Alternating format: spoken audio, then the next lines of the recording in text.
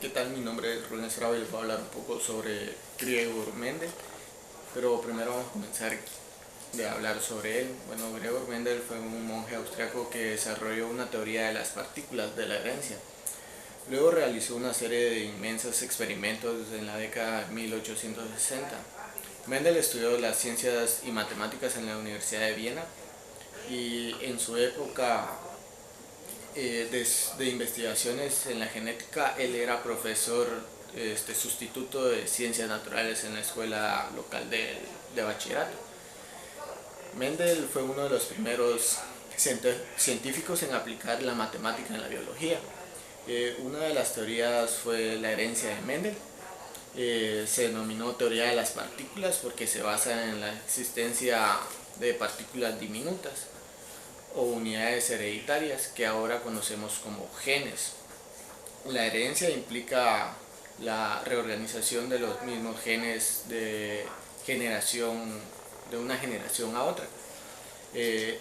Las dos teorías que propuso Mendel fueron la ley de la segregación y la ley de la distribución independiente. Comenzaremos a hablar sobre uno de muchos experimentos de Mendel, y fue la de los guisantes de jardín.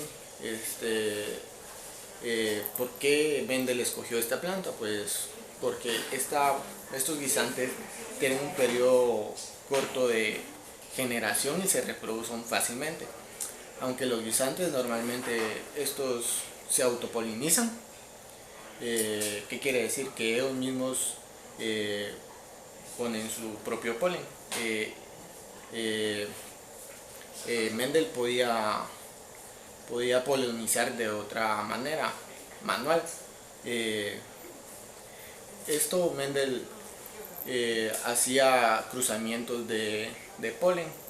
Lo que cortaba Mendel fue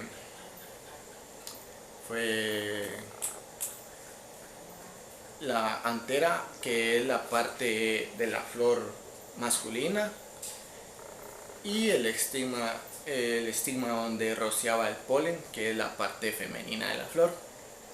Después de asegurar que las plantas eran genéticamente puras, Mendel estaba listo para comenzar a hacer su experimento de polinización cruzada. Los cruces permitieron a Mendel formular la primera ley de la herencia. Mendel llamó a las plantas progenitoras originales genéticamente puras, las cuales todas eran altas o todas eran bajas, que fue la generación P. La primera generación la llamó generación F1 o filal, que significa hijos e hijas. Sin duda estos resultados eran contrarios a lo que él predijo. La teoría de la mezcla en la herencia, en vez de resultados con altura media, que él pensaba que si cruzaba la altura alta con la baja iba a obtener una altura media. Las plantas F1 eran altas y se parecían solo a una planta progenitora. ¿Acaso este resultado había desaparecido totalmente la generación de la planta baja? Pues Mendel lo que hizo fue dejar que la generación F1 se polinizara, autopolinizara, y al dejar que esto pasara, Mendel pudo observar que ya cuando obtuvo la generación F2, ya él notaba que apareció 3/4 de plantas altas y 1/4 de plantas bajas. Mendel llegó a establecer la primera ley de la herencia, la ley de la segregación, y esta establece las siguientes. Cada individuo tiene 2 factores para cada rasgo. La segunda, los rasgos se separan durante la formación de los gametos. Cada gameto contiene solo un factor de cada par de factores. Número 4, la fertilización de cada nuevo individuo, 2 factores para cada rasgo. La siguiente ley es la distribución independiente de Mendel. Esta ley establece que cada par de 2 factores se agrupan de forma independiente de los otros pares. Todas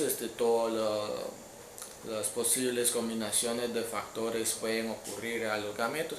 Mendel realizó la segunda serie de cruces donde las plantas de guisantes genéticamente puras dieron en 2 rasgos. La planta F1 mostraba ambas características dominantes.